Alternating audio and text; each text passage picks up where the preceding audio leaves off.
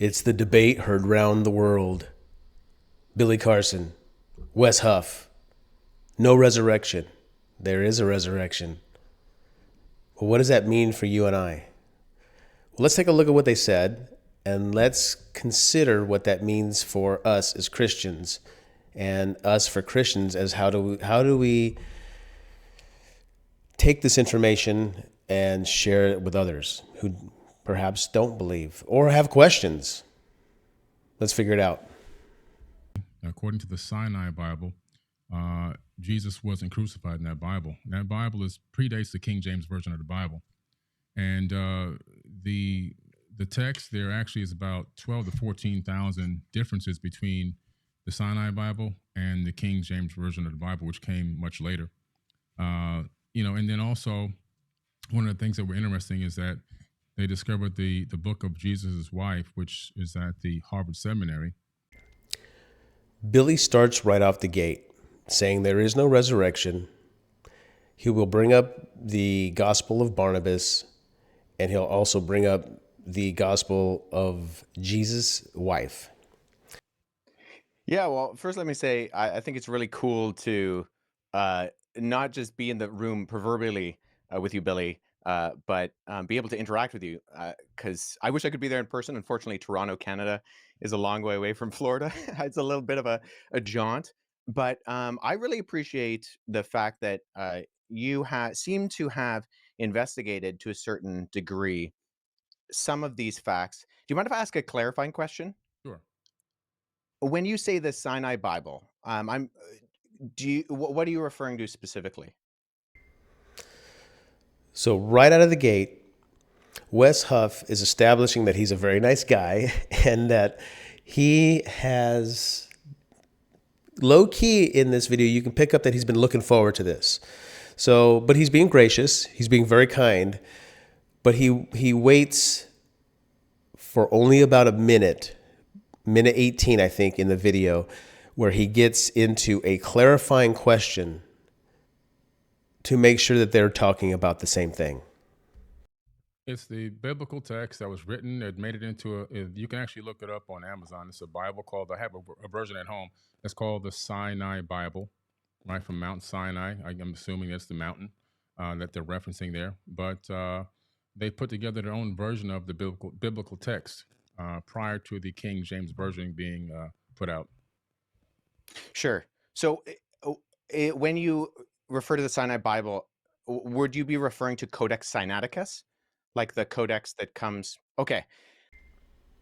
Wes is doing this to make sure that there's no excuse later on where Billy can say, well, you're speaking about the Codex Sinaiticus. I wasn't talking about that. So that's the point of this clarification here.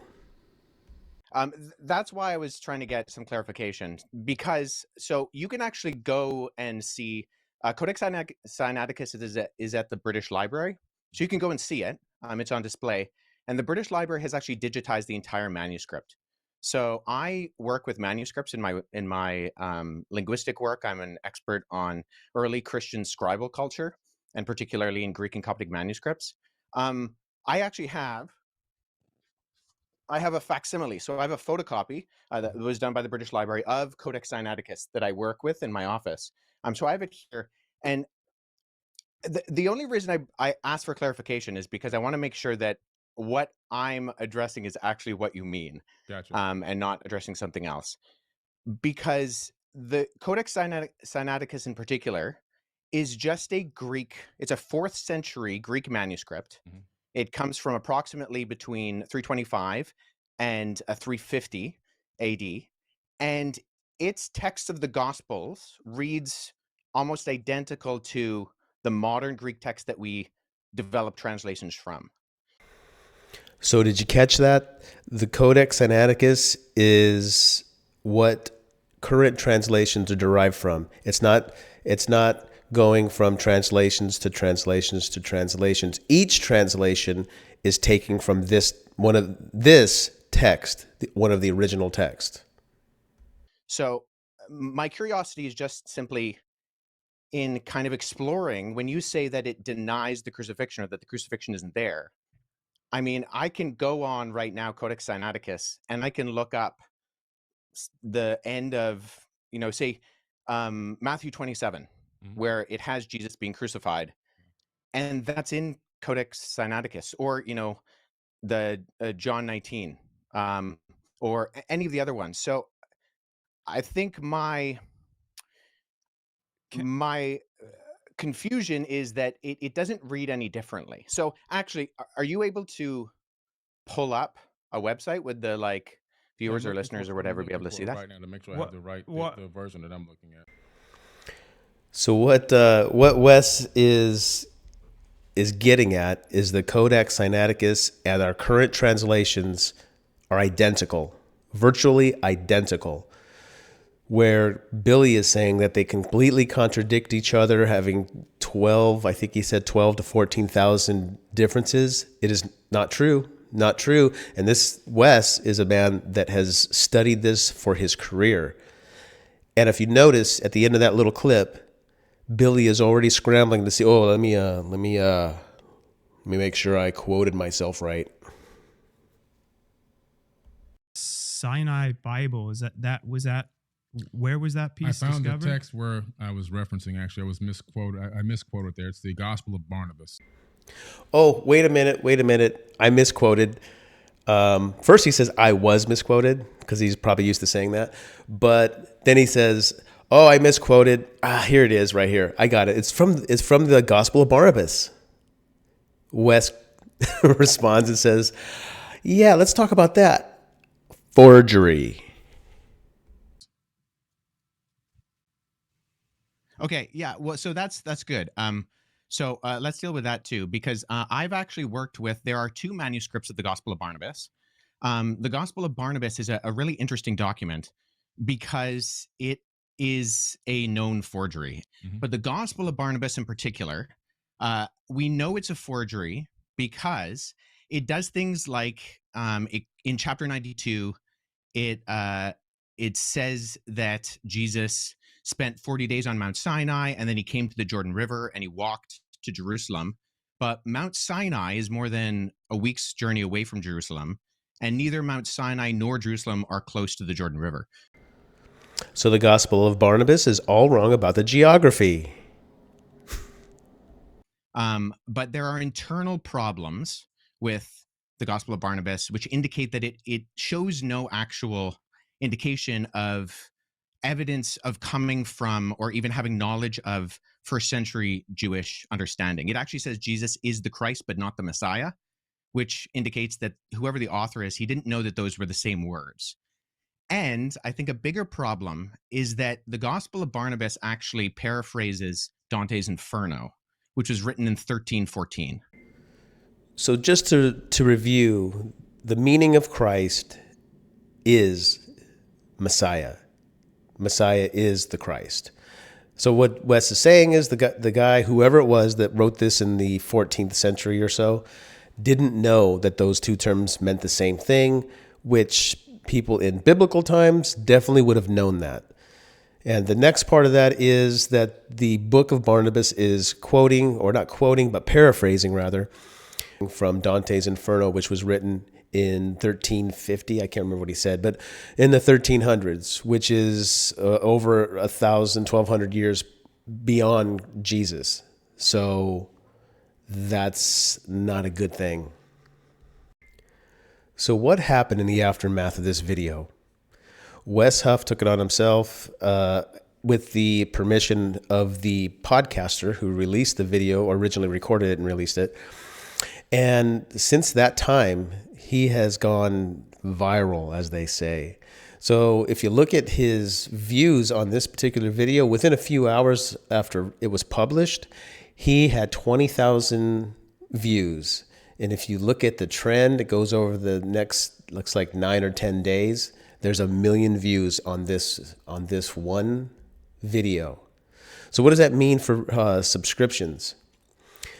Well, on November 16th, I believe that was the day after the video was originally recorded, Wes Huff had 14,400 subscribers. And if you look at that big purple button up there. Now he's got 180,000, over 10 times what he originally started with before this video. So that is fantastic. So what does that mean? Well, for him, it's great because his channel is growing and he's getting his word out there. But what does that mean for God's people? That means that the truth is getting out. See, I've been on Facebook and I get in these Facebook conversations with non-believers, people who are questioning, have real questions, and some atheists that just go on, like this gentleman, Billy Carson, saying all kinds of falsehoods, that there's literally no evidence that Jesus ever existed, although that's not the consensus of archaeologists and biblical scholars, both biblical scholars and extra-biblical scholars, or outside of the Bible. Anyway, what this does is this gives a platform for people who believe, like Wes Huff does, or like I do. But what does that mean for Wes? It means he continues to do what he's doing, go to colleges and have conferences and have speeches. But what does it mean for me and for you and for the common person who maybe has a 9-to-5 job that's not related to these kinds of things, as in, studying biblical text and learning languages? Maybe you're just a common believer that goes to church every Sunday. Maybe you have a Bible study you go to. What does that mean for us? Well, for me, what it does is it kind of puts the onus on me, right? It makes me feel like I need to be more accountable. I need to be more knowledgeable. I need to have a background. I mean, I don't need to go and study archaeology for the next 10 years or learn, 3 or 4 new languages. If I can, that's great. But what do I do now? I learn about what Wes Huff is talking about. I get some backing to my claim. My faith is my faith, and that doesn't really change somebody else's feeling about a religion, because I have a faith because of some things that have happened to me in my life, my family members around me. But what does it mean to be able to defend the faith? That's the key. So what does the Bible say about this? Let's take a look at a few scriptures. 2 Corinthians 10:5 says, "We destroy arguments and every lofty opinion raised against the knowledge of God, and take every thought captive to obey Christ." Okay, let's take a look at Titus 1:9. "He must hold firm to the trustworthy word as taught, so that he may be able to give instruction in sound doctrine, and also to rebuke those who contradict it." It's consistent with the video, right? Philippians 1:7. It is right for me to feel this way about you all, because I hold you in my heart. For you are all partakers with me of grace, both in my imprisonment and in the defense and confirmation of the gospel. A couple of final thoughts. I'll admit, it's fun to watch these videos when people are saying things about the Bible that they don't know what they're talking about. And clearly Billy didn't know what he was talking about. I mean, he made the comment on many podcasts that the Sinai Bible doesn't have the resurrection. So what that means is either Billy has not read the Sinai Bible, he can't read the Sinai Bible in the language it's written in, or he read it and he purposely deceived people.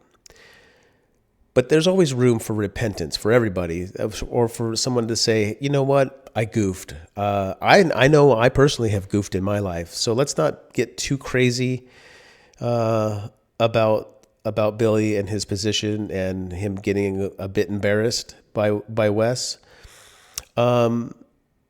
Let's be bigger than that. I mean, I'm not saying you can't enjoy the video. It's pretty fun. But let's be hopeful for Billy and for Wes to continue his growth and to spread the word and to defend the gospel.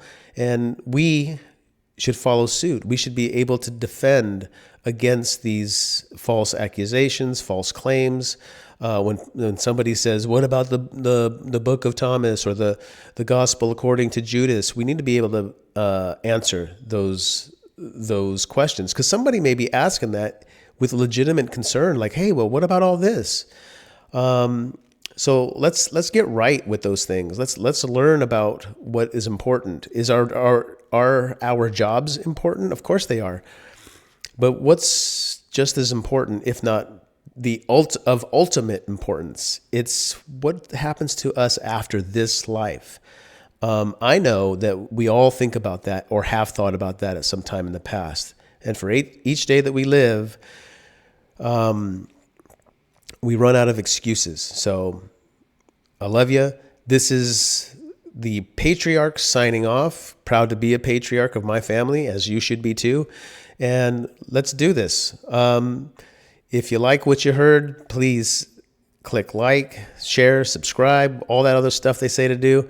And let's not just me do videos. Let's see you do some videos too. I'm just starting. I'm just a baby in this. So, but I'm anxious and I'm excited. So let's do it. God bless.